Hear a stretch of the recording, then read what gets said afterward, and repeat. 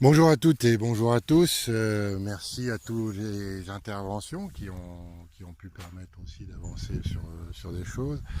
J'ai bien aimé d'ailleurs l'histoire des Inuits qui ont dans leur langage un certain nombre de mots pour décrire le blanc. Et ce qui rejoint d'ailleurs aussi le- les, les tribus d'Amazonie décrites par Lévi-Strauss qui en fait avaient un certain nombre de mots aussi pour décrire toutes les plantes environnantes qui leur servaient et même celles qui ne leur servaient pas. Je suis pas là, il faut c'est très bien tout ça. Merci à Constantin aussi de nous amener des, des éléments aussi, c'est bien. Moi, mon propos n'est pas dans la nature du langage lui-même, ni dans la recherche de son origine. Il va être plutôt la manière dont il est constitué par rapport à notre environnement, à notre système. Et, euh, et on va essayer de voir en fait de quelle manière on nous amène, enfin, le langage tel qu'il est dans nos sociétés, nous amène à voir les choses et à aller chercher justement, c'est exactement ce que vous êtes tous en train de faire, et aller chercher les origines du langage là où peut-être il faudrait aller chercher ailleurs. On va, pour ça, on va essayer de, bon, à travers ce qu'on voit du langage par rapport à ce que moi je perçois du monde aujourd'hui, et je vais essayer de, on va voir ça un petit peu tout de suite après, c'est que notre langue est très très bien constituée, mais elle est constituée sur un seul plan. Voilà. Et elle est légèrement détournée à la base pour justement qu'on reste dans ce plan. Alors, pour expliquer tout ça, sachez que il va falloir que je vous, enfin, je ne vais pas vous raconter ma vie, c'est pas ça, mais celui qui est en train de vous parler, c'est un devenir, c'est une évolution, c'est une évolution, élévation, c'est et qui ce n'est pas une entité stable, c'est une entité qui a sans arrêt évolué durant jusqu'à maintenant et qui aujourd'hui arrive à quelque chose à non pas des conclusions, mais justement à un point de vue que j'aimerais partager avec vous parce que ça peut ouvrir des portes. Je suis pas là pour apporter quelconque théorie, c'est pas le problème, mais je vais essayer d'ouvrir des portes. Voilà. Pour ça, il va falloir que je vous raconte, et on va essayer d'être bref, mais que je vous raconte un petit peu quelles ont été les étapes principales de cette élévation, de ce devenir qui fait que je suis en train de vous dire les choses aujourd'hui. Voilà. Donc, on commence. Bon, je vais pas, c'est pas une question de raconter ma vie, hein, je vous le dis tout de suite, c'est pas ça, hein, c'est véritablement pour que vous puissiez comprendre pourquoi j'en arrive à ça. Quand j'étais de 72 à 75, 1972 à 1975, alors que j'étais encore un enfant, mes parents, qui étaient encore très jeunes, étaient des gens, n'étaient pas des hippies, hein, mais des gens en quête de sens de la vie, et m'ont emmené, m'ont baladé un peu dans un car Volkswagen dans le pourtour de la Méditerranée, alors en Grèce, en Turquie, le Bosphore, Constantinople, la Tunisie aussi. On a vécu en Suisse un petit peu, et suite de quoi on est parti dans une 504 break complètement pourrie. Ils sont allés jusqu'au Népal. Euh, Népal, imaginez en 75 à Pokhara, il n'y avait rien. C'était des villages, c'était un village Pokhara. Aujourd'hui, il y a un aéroport, c'est une ville extrêmement développée. Enfin bon, c'est imaginez que quand je suis revenu à l'âge de 6 ans, que je suis allé à l'école, on m'a foutu un an d'avance d'ailleurs, parce qu'en fait je suis dû aller avec tout ça, mais on a tout de suite vu qu'il y avait quelque chose qui n'allait pas, puisque effectivement, d'un point de vue social, il y avait un sérieux décalage. Ce décalage, en fait, a créé une sorte de protection contre le système. Mais ce qui ne veut pas dire que je suis pas rentré dedans quand même, que je n'ai pas été formaté non plus. Hein. C'est pas. J'ai appris le langage, je suis allé à l'école, mais ils n'ont pas réussi à écraser finalement mes capacités de divergence. Et ça, c'est ce qui a fait que ce devenir a pu se développer derrière. Aujourd'hui, je suis moins sûr de de cette construction linéaire de l'individu, parce que justement, j'en arrive à la remettre en question. Donc voilà, j'ai vécu ma scolarité tant bien que mal. J'ai fini par avoir mon bac. Et puis, je suis monté à Paris, dans la capitale. Et il y a une chose qui me tenait, qui arrivait à faire en sorte que je tienne, c'était la musique. Donc j'ai étudié la musique, j'ai fait de la guitare. Ensuite, je suis parti dans la contrebasse. Et grâce à la musique, pendant toutes ces années, alors que j'explorais encore beaucoup d'autres choses, j'ai beaucoup lu, je lisais énormément, j'essayais de comprendre en fait. J'étais quelqu'un qui supportait pas, je pouvais pas supporter de voir ma vie, de la concevoir en tant que quelqu'un qui allait bosser tout le temps. C'était pas possible de me dire mais ça y est, c'est ça qu'on me propose, il y a que ça qu'on me propose. Et j'y arrivais pas, c'était quelque chose qui était pas possible. J'avais qu'une envie, c'était de me rebarrer un jour quelque part. Ce que j'avais déjà fait à l'âge de 15 ans en partant en Crète pendant 6 mois. Et ce que j'ai refait ensuite derrière. Donc pendant ces 7 années de Paris où j'ai appris la musique, mais j'ai surtout grâce à la musique, en fait, j'ai appris à gérer mes émotions. J'ai eu des professeurs, j'ai eu des gens qui sont assez bien perchés au niveau vibratoire, on va dire, et grandes âmes qui m'ont montré pas mal de chemins, bien que c'était pas forcément facile. Et petit à petit, j'ai commencé à me construire et à pouvoir, si vous voulez, générer, comprendre, encoder les émotions pour mieux avancer. Une fois cette construction faite, qu'est-ce qu'on me proposait? C'était pareil, c'était faire une carrière dans la musique. Ça m'intéressait pas parce que être dans une fosse d'orchestre, j'avais des copains, ils finissaient complètement alcooliques là-dedans à l'Opéra de Paris. C'était pas ça, je voyais pas la vie non plus comme ça. Et du coup, un jour, j'ai rêvé que je sortais de prison. Je m'en souviens vraiment parfaitement. Dehors, il y avait personne. C'était bizarre aussi. Et c'est un rêve qui était assez prémonitoire parce que qui représente ce qu'on vit en fait. Et je devenais le capitaine de mon propre navire. Voilà. À ce moment-là, il y a déjà quelque chose qui s'est passé, qui a fait que, à partir de ce moment-là, je n'étais plus comme avant. Et vous allez voir que c'est pour ça que quand on entrevoit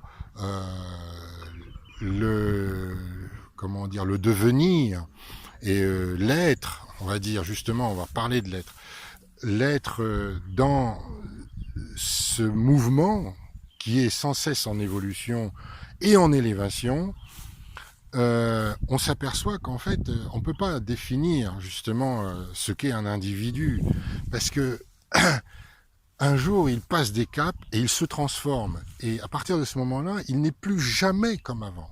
Et il va y avoir d'autres choses à chaque fois qui vont faire que ce devenir va être vraiment du devenir, quoi. C'est-à-dire qu'il il est tout le temps en mouvement. Du coup, je suis parti. J'ai lâché tout, la musique, tout, et je suis parti vivre en Crète une deuxième fois, c'est-à-dire donc là, par contre, j'avais 25 ans, avec ma guitare, mon sac à dos, je suis parti là-bas avec pas grand-chose en poche, je me suis débrouillé, j'ai eu une maison, j'ai fait les olives, mais surtout, tout ce qui avait été préparé avant dans ce voyage, je l'ai concrétisé là-bas. Et c'est un peu ce que je vous parlais dans la vidéo d'avant. C'était quand vous arrivez à avoir votre système d'imagerie, on va dire, qui forme la pensée et qui est la synthèse un petit peu des informations que vous avez, qui vous arrivent du monde extérieur et intérieur aussi, et qui se retrouvent en parfaite adéquation avec effectivement le vrai monde extérieur. C'est-à-dire que c'est au-delà des mots. Et la question existentielle s'annule. C'est-à-dire que vous n'avez pas la réponse, mais vous avez trouvé la réponse. Donc la question n'existe plus. Voilà comment je pourrais l'exprimer avec des mots. Maintenant, il faut le vivre. Et ça, donc je suis resté 6 mois là-bas, mais en plein hiver. Hein. C'est pas les mois de vacances que j'ai vécu. En plein hiver. C'est pareil, je suis revenu, je n'étais plus le même, donc comment dire que moi à ce moment-là je ne suis pas le même, comment définir l'individu de cette manière-là. Un an après, alors ce qui s'est passé c'est que en étant en adéquation parfaite avec la nature, je me suis rendu compte que cette nature c'était ça le monde. C'est les oiseaux qui passent, c'est les montagnes, et il y a une espèce c'est indescriptible, mais si vous rentrez dedans, il y a une communication incroyable, il y a des émotions incroyables qui se passent, des ondes, des énergies, c'est riche à un niveau, mais on ne s'imagine même pas. Et ce qui permet justement à votre image, donc image cérébrale comme on en a parlé, de grandir, parce que les informations qui arrivent, elles sont de plus en plus riches, voilà. Donc votre conscience est de plus en plus grande, votre image est de plus en plus grande. Comprenez ? Voilà, et en fait c'est ça l'évolution, c'est ça l'élévation.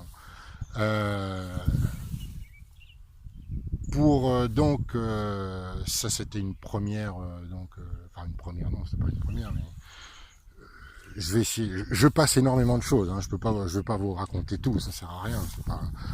C'est pas le but. Mais c'est pour qu'à la fin vous puissiez comprendre, pour comprendre le point de vue que je vais vous décrire. Et le langage qui découle finalement de ce point de vue à la manière dont il est en fait qui nous est amené.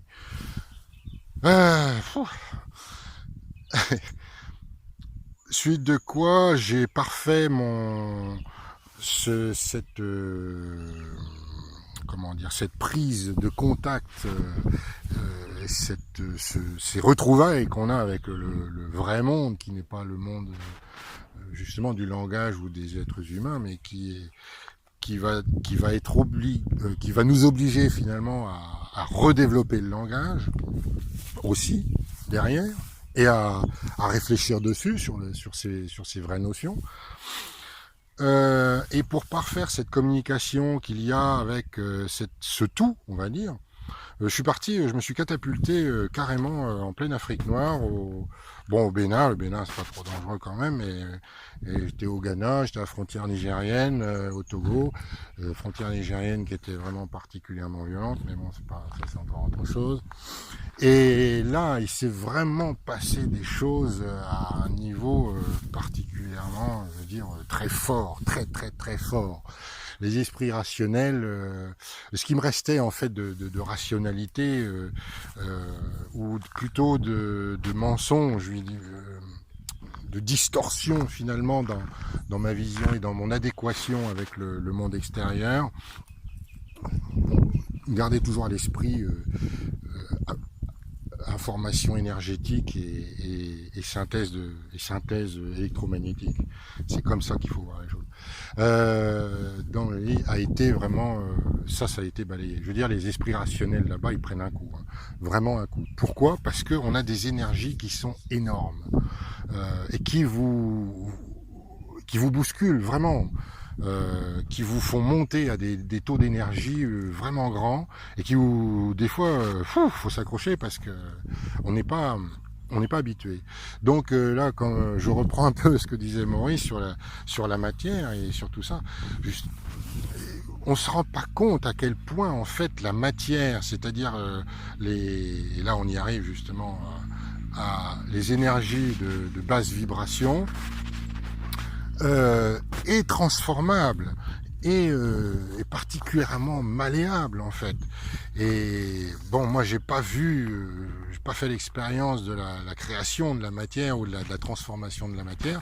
Mais enfin si, mais par contre, je suis allé jusqu'à la télékinésie, je suis allé jusqu'à la transmission de pensée, mais surtout, ce qui est important là-dedans, c'est que on est en connexion véritable avec cette espèce d'immense toile d'araignée extrêmement complexe qui est énergie et dont on est partie intégrante, quoi, dont on est élément intégrant. Voilà. Et là, ça a été quand je suis revenu, j'entendais les gens penser, franchement, c'était incroyable. Et ça a duré. Et comme je le disais tout à l'heure, une fois que vous avez passé un cap, c'est pas la peine, vous ne serez plus comme avant. Et il s'est passé des transformations en vous qui fait que, voilà, vous êtes quelqu'un d'autre. Tout en sachant que vous êtes aussi la somme de tout ce que vous avez vécu. Mais pas que. Par rapport à la transformation morphologique, on peut penser, c'est une porte aussi à ouvrir, que justement on peut, quand on s'élève, même à des petits niveaux, le corps va se dire, là je reprends Boris qui dit on est prédisposé sur des choses. Oui, peut-être, d'accord, mais je vais reprendre justement l'oreille et comment dire, l'appareil ORL, on va chercher à savoir, oui, comment ça fonctionne. Et c'est pareil, je reprends aussi le fait que selon les langues, on ne chante pas de la même manière. C'est très intéressant, c'est vraiment ça justement. C'est que l'adaptation est beaucoup plus directe qu'on ne le pense en fonction de ce qui se passe autour de nous, de ce qu'on vit aussi. De notre expérience, c'est-à-dire de toutes les énergies, les influx électromagnétiques et bon énergétiques de toutes sortes, qui font ce que nous devenons, voilà. Non pas ce que nous sommes, ce que nous devenons. On va voir pourquoi le verbe être est une hérésie en soi. Il n'est pas une hérésie, il existe, mais il n'existe pas dans le sens où il y a plusieurs plans. Il y a plusieurs plans et plusieurs points de vue. Voilà. Suite de quoi, j'ai passé 7 années à faire de l'apiculture. Et là, c'était une période relativement sympa parce que j'ai vécu seul, très seul. J'avais une copine, mais que je voyais, de temps en temps, on vivait ensemble. Et après, je repartais chez moi et je faisais mes ruches. Je vivais à la campagne et j'étais bien, j'étais tout seul, j'étais avec mes ruches et mes abeilles. Et donc, j'ai étudié, j'ai approfondi, j'ai appris à mieux communiquer, à mieux écouter le monde, voilà, qui m'entourait dans la nature. Durant ces années-là, j'ai également donc étudié beaucoup tout ce qui pouvait avoir attrait à la nature, c'est-à-dire notamment sur le comportement animal. Je voulais avoir beaucoup d'informations sur le comportement humain, mais à l'époque on n'avait encore pas grand-chose finalement, et c'est là qu'on se dit mince quand même. Et bon, depuis il y a eu des choses de fait, hein, beaucoup. On a changé notre vision. Il y a des gens qui ont changé cette vision du monde statique de l'être humain. L'éthologie, le comportement des animaux, la botanique, le comportement et la communication des plantes entre les insectes, entre les plantes, la communication qu'il y a entre les animaux. Un super bouquin d'une nana qui avait fait une thèse à Limoges sur le comportement des animaux, sur la communication entre les animaux, est extraordinaire. C'était un bijou ce truc. par exemple, où elle explique, vous voyez, le principe sonore, par exemple, que les tourterelles, il faut que le mâle, c'est le chant du mâle, c'est donc le chant qui va provoquer l'ovulation de la femelle. Et là, on est à la base de d'une transformation morphologique à partir du son. Ouais. Mais il y a plein de trucs comme ça. Vous vous rendez pas compte, mais il y en a plein. Et rien ne dit que nous, en tant qu'êtres vraiment assez élaborés, ça nous arrive pas. Et je vais prendre cet exemple d'ailleurs, par exemple aussi au niveau du son.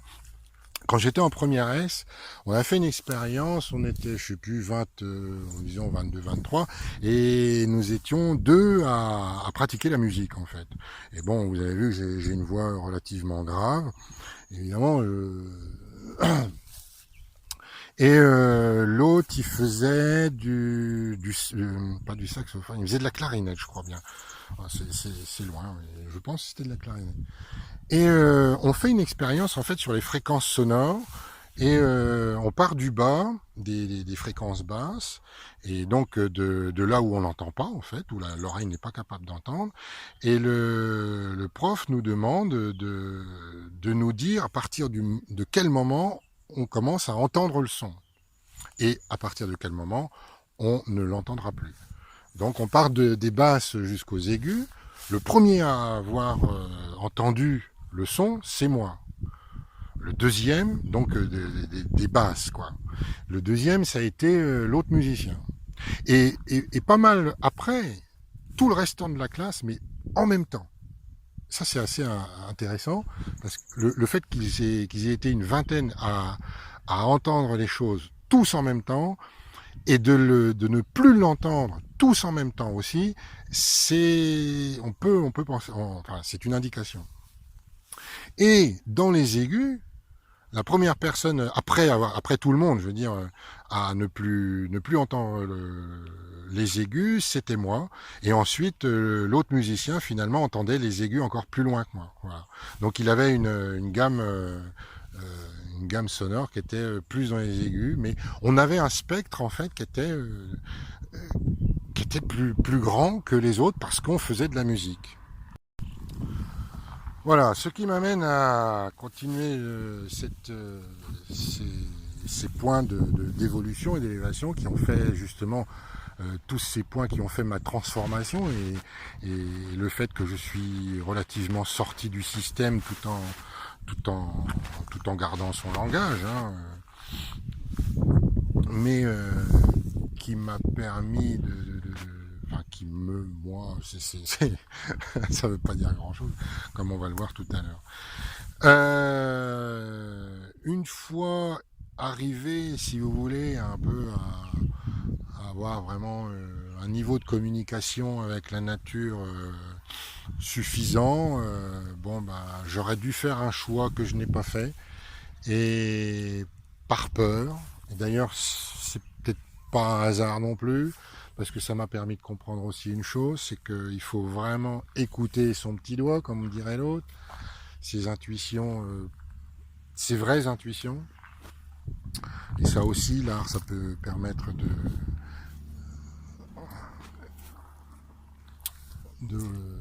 de comprendre et d'appréhender les choses.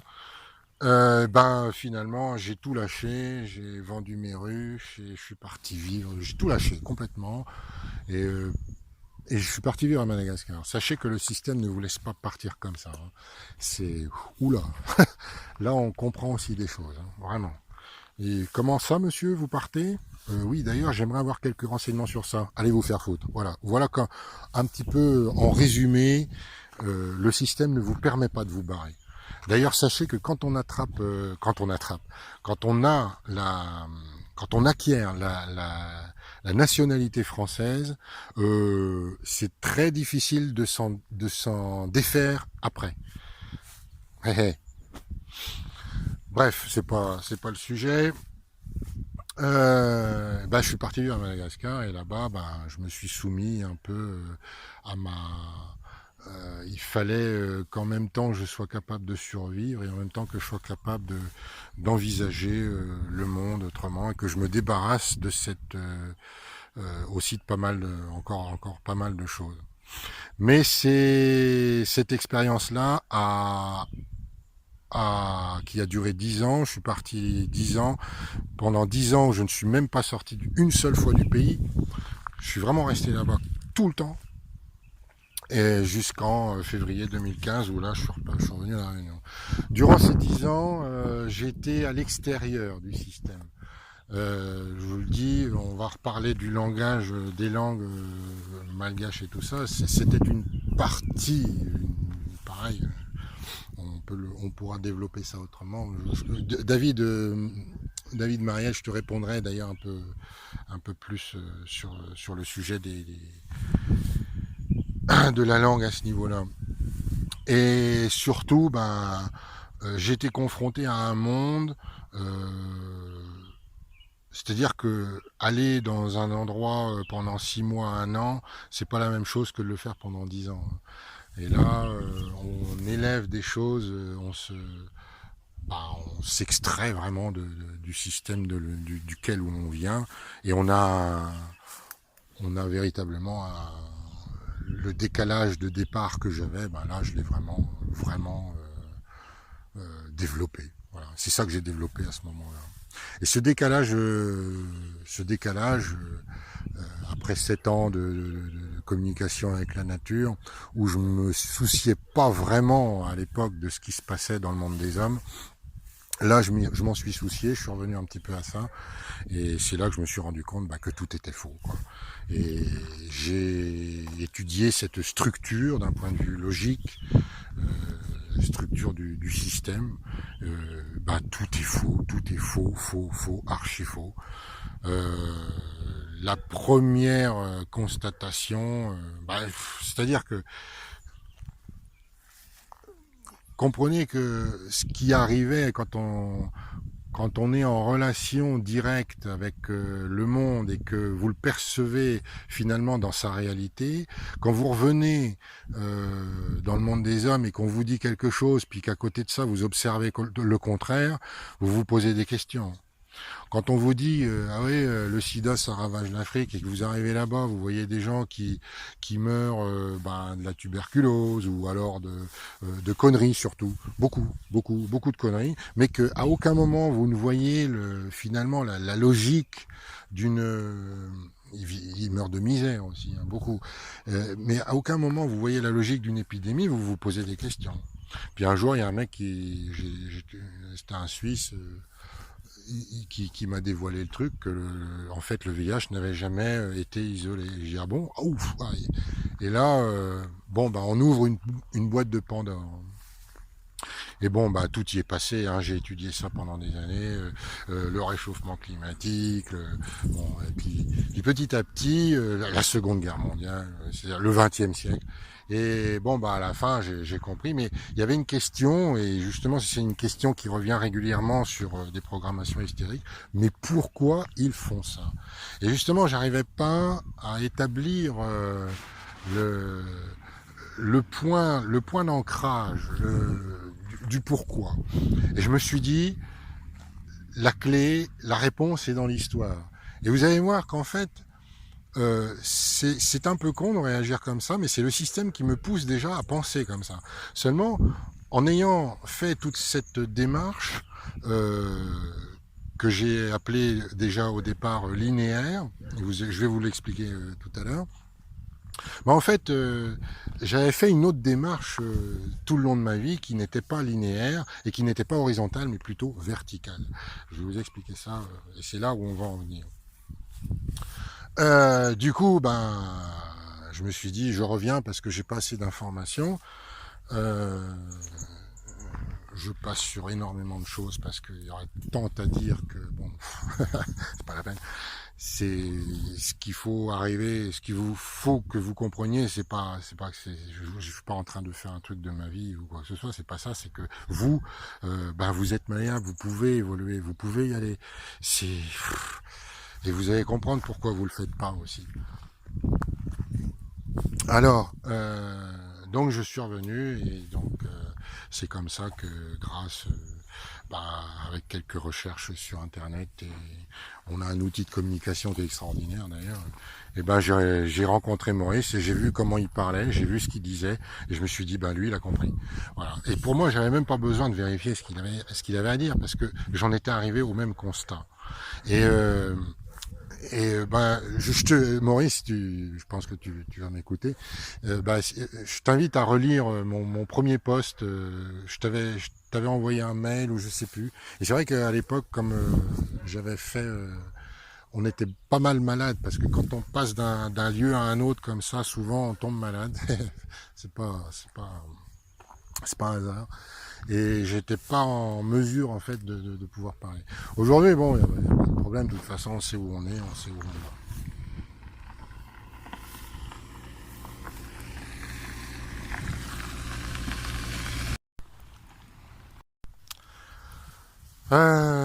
Donc voilà, je vais pas tarder. Donc je suis arrivé un petit peu à, à la fin de ce petit premier volet qui vous montre euh, comment on peut aussi voir les choses d'un point de vue non plus horizontal, et c'est ce qu'on va aborder aujourd'hui, mais d'un point de vue aussi vertical. Et on va confronter le langage justement à un point de vue qui est différent, qui est, qui est autre en fait que celui qui n'est pas faux, hein, mais qui est corrompu de par sa place qui est corrompu de par le fait qu'on nous maintient dans un monde de basse vibration. Et comme je l'ai déjà dit, l'énergie à basse vibration, ça s'appelle la matière. On l'appelle la matière. D'où le monde matérialiste. Voilà, donc on passe un petit peu à une deuxième partie, un deuxième volet de cet enregistrement. Donc voilà, on a une manière, ce que je perçois, c'est qu'on a une manière dans notre civilisation, dans nos civilisations, même si elles diffèrent un petit peu les unes des autres, le langage est conçu à travers donc l'environnement qui lui est donné, et cet environnement, c'est le système dans lequel vous vivez, dans lequel nous vivons. Enfin moi, c'est plus vraiment ça, mais bon. Et vous ne le voyez que de cet angle de vue. C'est un point de vue horizontal. Ça me rappelle l'histoire des globistes et des platistes. C'est les Rigolus et les Tristus. C'est comme ça aussi que naît le système binaire. Mais par exemple, vous êtes... attention, je parle pas, vous êtes sur une terre plate ou sur une terre arrondie, c'est pas le problème, c'est pas ça le truc. C'est que vous êtes sur un plan, et là, ce que les platistes disent, c'est que c'est vrai, c'est qu'on ne voit pas, en fait, au-delà de ce plan. C'est-à-dire qu'on reste sur le plan, et on ne sait pas, en fait, ce qui est, ce qui est au-dessus, et comment le système est si on ne s'élève pas. Donc on ne le verra toujours que du point de vue horizontal et linéaire. Et linéaire, ça veut dire que on va voir l'évolution d'un point de vue linéaire d'un point A à un point B, et cette ligne, c'est le temps. Eh oui, c'est le temps. Je m'explique. Quand vous discutez avec des gens, et Dieu sait que il y a des tas de gens qui passaient chez moi parce que j'avais ouvert un glacier-restaurant à Madagascar, et quand les Français, même j'ai vu des gens du monde entier, j'ai eu des Russes, des Japonais, des Espagnols, des Israéliens, des Français, des Gallois, enfin bref. C'était intéressant de voir justement que tout le monde a un petit peu des différences de comportement en fonction de leur langage. Mais tous, pour moi, tous les Occidentaux, arrivés à un moment donné, finalement, réfléchissent plus ou moins de la même manière. Et ne voient les choses que de cette manière-là, sachant que dans le système, ils peuvent développer des trucs qui leur paraissent infinis. Seulement, tant qu'ils restent sur ce plat, sur cette zone plate, ben, ils vont les voir que de cette manière-là. Et jamais ils vont imaginer, en fait, qu'ils peuvent les voir d'un autre endroit, d'un autre point de vue. Je m'explique à nouveau. Je prends un exemple. Quand vous discutez avec les gens, et je m'adresse véritablement aux gens des programmations hystériques, justement, qui vont le comprendre. Et ça explique bien. Et d'ailleurs, c'est aussi l'erreur, hein, enfin pas l'erreur, c'est aussi ce que vous faites la plupart d'entre vous sur des programmations hystériques, c'est qu'en fait, vous allez chercher nos origines dans le passé. Donc, sur la ligne linéaire du temps. Donc, dans une évolution linéaire qui nous amène à penser que c'est dans cette évolution linéaire que nous sommes aujourd'hui des choses établies et non pas en transformation. Que l'on prenne, qu'on l'on soit... non, je reprends. Le truc, c'est que quand vous discutez avec des gens sur des problèmes de société, la religion, les machins, les trucs, systématiquement, à un moment donné ou à un autre, on va prendre pour référence, alors les Romains ils étaient comme ci, les Grecs ils étaient comme ça, et c'est pour ça qu'aujourd'hui on est comme ça, etc. Et puis on va en fait justifier, construire ce qui est établi aujourd'hui en tant qu'être humain, à travers justement toute cette histoire. Et quand on sait qu'elle est complètement fausse, bah, faudrait peut-être se poser la question sur quoi il faut se baser.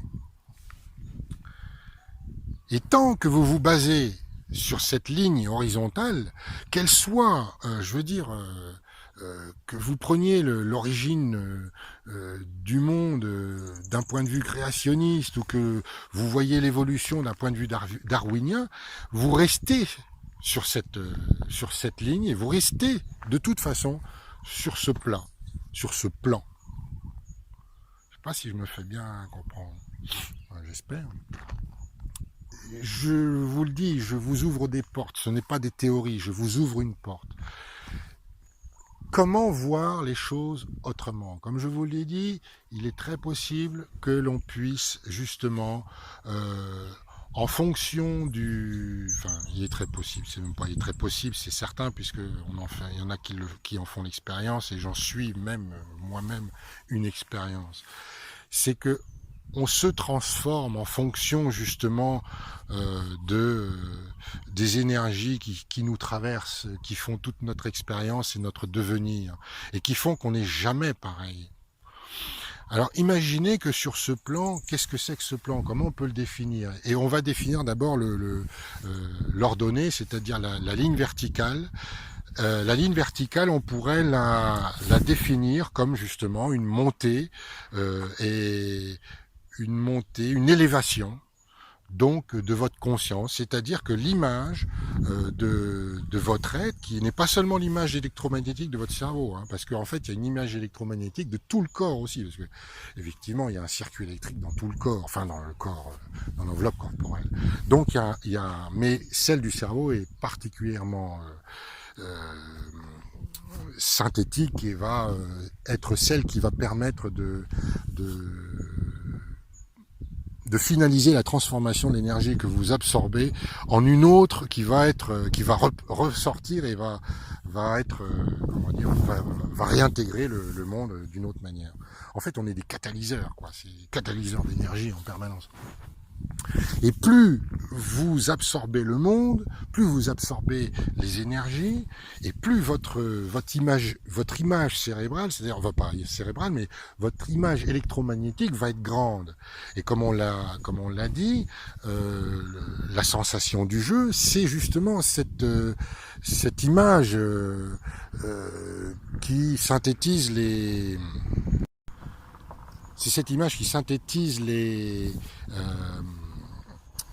informations qui donne la sensation du jeu et même, je dirais, de la conscience. Voilà. Et donc, alors évidemment, c'est pour ça qu'il y a des niveaux de conscience. Pour donc définir le fait que vous pouvez voir les choses non plus de ce point de vue linéaire, ce qui ne veut pas dire qu'il est faux, hein, mais il n'est qu'un seul plan, mais qu'il faut aussi en fait, élever la conscience, c'est-à-dire grandir cette image en absorbant le plus d'énergie du monde véritable, c'est-à-dire de la nature en général, hein, autour de vous, et vous allez là, vous allez voir les choses autrement. On va partir là maintenant, effectivement, sur des notions de, par exemple, d'être. Comme je l'ai dit la dernière fois, à propos de l'être statique, l'être, ça n'existe pas en soi, c'est-à-dire que le fait qu'on nous amène à des basses vibrations en permanence et qu'on nous maintient dans ces basses vibrations, on a cette sensation finalement de ne pas évoluer et donc d'être toujours plus ou moins pareil. Ouais. Ce qui fait que le mouvement étant minime dans votre évolution, dans votre élévation, ce qui est une âme qui s'élève et qui bouge et qui se transforme et qui est sans arrêt en train de catalyser des énergies de plus en plus grandes, en fait ne fait pas grand-chose et reste toujours plus ou moins identique à elle-même. Et c'est de là qu'on arrive à avoir cette illusion d'immobilité qui nous permet de dire « je suis Jesus ». Mais ça existe dans les basses vibrations, parce que si vous commencez à vous transformer vous-même parce que vous êtes en train de vous élever, c'est terminé, vous ne pouvez plus dire « je suis ». Et la notion même d'individu, c'est pareil. Je te reprends là, Boris, justement, c'est que aller chercher les choses dans le passé pour nos origines, c'est une chose. Mais il serait bon aussi de les voir de cette manière verticale, parce que sans ça, vous resterez toujours sur le même plan et vous ne verrez pas, en fait, ce qu'on vous cache réellement. La notion d'individu, la notion de libre arbitre qui en découle, tout ça sont finalement à la base des notions qui sont senties, mais qui sont senties dans une non-évolution. Et pour ça, on vous maintient sans arrêt dans des basses vibrations. Alors là vous pouvez y aller. Là, on peut y aller sur l'Orwell. Là, on peut y aller sur la télé, l'horreur, les infos, la pornographie, parce que évidemment, dans le sens du toucher, je ne sais pas si vous rendez compte à quel point vous pouvez aller loin aussi en faisant l'amour. Je le dis en toute sincérité, mais franchement, la pornographie fout tout en l'air et amène à concevoir en fait l'amour et l'élévation, je veux dire, au niveau du toucher, à une simple baisse bestiale, quoi, je veux dire, et puis violente en plus. C'est complètement con. Vous voyez, on vous amène sans arrêt, on vous maintient dans les basses vibrations. Et c'est pas à travers le langage finalement. Je pense pas. Je ne vais pas l'affirmer, mais ça je vous laisse y aller. Hein, ça c'est à vous de voir. Mais je pense pas que les langues soient construites pour nous écraser. Elles sont simplement le reflet de ce qu'on vit et du monde dans lequel on vit. Et le verbe être, ensuite le verbe avoir, réfléchissez à quel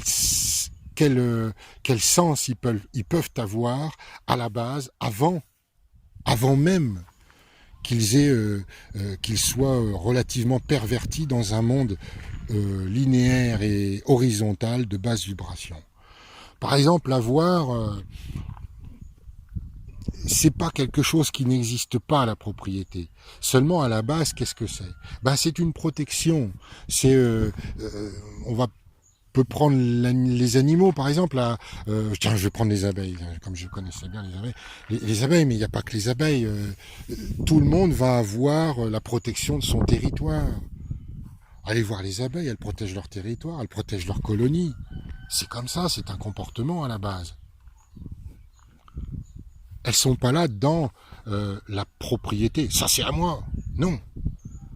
Elles protègent leur survie, c'est tout. C'est un comportement. Et là, on peut penser que Darwin a peut-être aussi quelque chose qui n'est pas faux en soi.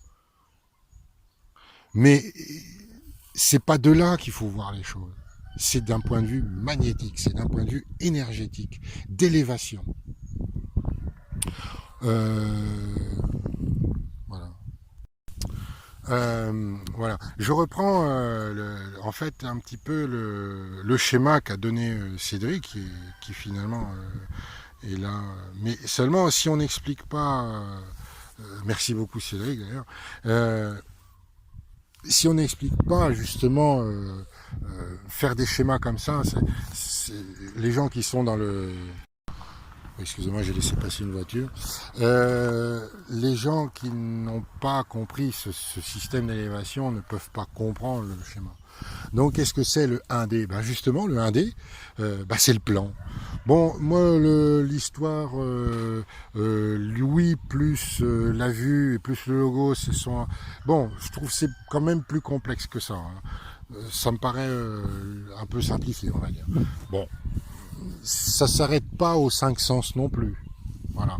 C'est une perception globale du monde. Je préfère la voir comme ça plutôt que de la percevoir comme ça. Mais le 1D, c'est ça. C'est la perception plane du monde. À partir du moment où vous avez ce plan de basse vibration, et ensuite vous commencez à monter en vibration électromagnétique au niveau de votre conscience, vous avez déjà 2D. Mais comprenez bien une chose, c'est que ça ne s'arrête pas là. Effectivement, on peut y aller en 3 et 4D. Ça continue derrière. C'est-à-dire que c'est pas seulement un point de vue vertical. Déjà là, on peut commencer à voir les choses autrement. Mais ce point de vue-là va vous amener encore, finalement, si vous vous élevez encore plus, vous allez vous étendre dans l'espace. Vous allez vraiment vous étendre dans l'espace en 3D. Et bon, bah là, j'arrête là parce que ce sera peut-être le sujet de quelque chose d'autre. Mais déjà, j'ai commencé à en parler.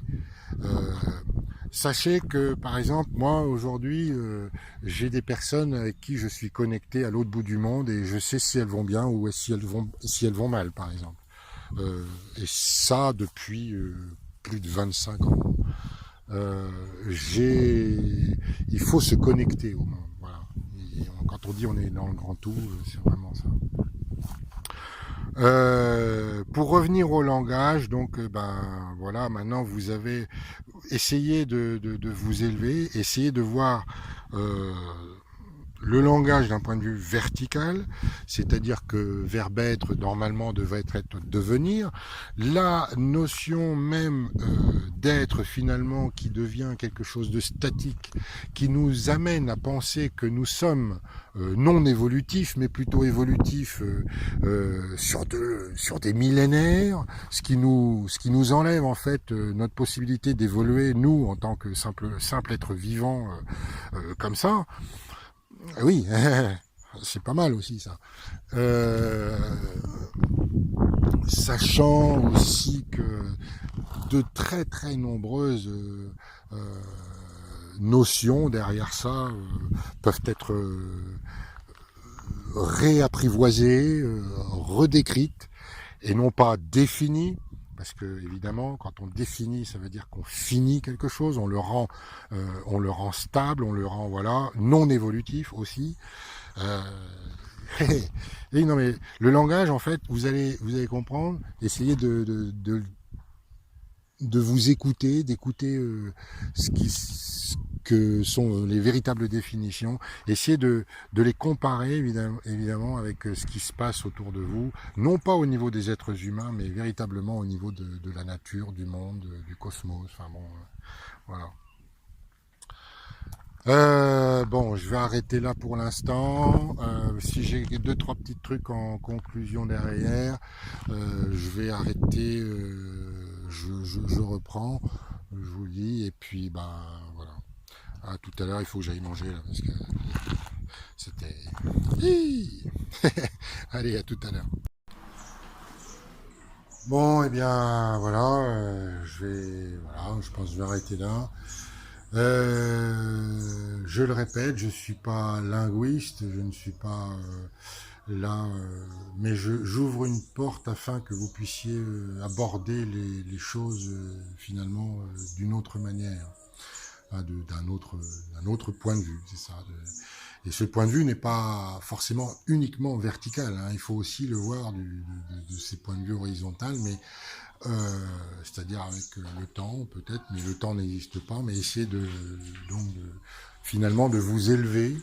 C'est bien de déprogrammer, mais si vous déprogrammez sans vous élever derrière, ça sert absolument à rien. Parce qu'en fait, c'est ça qu'ils veulent, c'est que vous restiez en bas, dans les basses vibrations. Et le langage, il est bien amené à se développer, justement dans ce domaine des basses vibrations, mais il faudrait justement reprendre un petit peu toutes ces notions et établir le langage dans, avec ses fonctions premières, c'est-à-dire ses sens premiers, on va dire, ses notions premières. Nous ne sommes pas, nous devenons. C'est pas pareil, je le répète, mais il y a il y en a plein. L'âme. Voilà pourquoi on parle d'âme. Qu'est-ce que c'est qu'une âme pour vous, à votre avis? Âme, animus, anima, animation, animal, c'est ce qui bouge, ce qui est sans arrêt en mouvement. Il vaut mieux parler d'âme que d'individu. Un individu, ça, c'est dire que l'individu existe, oui, mais dans quelle mesure? Voilà, bon, je vous invite effectivement donc à lâcher presque tout et puis d'aller dans la nature et d'aller écouter tout ça. Je le répète, je le répète encore et je le répéterai parce que c'est ça. Et c'est pas autrement que vous allez arriver à comprendre ce qui se passe exactement dans le monde. Voilà. Je vous souhaite, une bonne fin de dimanche, ensoleillé avec tout ça. Vous entendez les oiseaux là? Le vent dans les palmiers. Vous entendez les enfants qui jouent?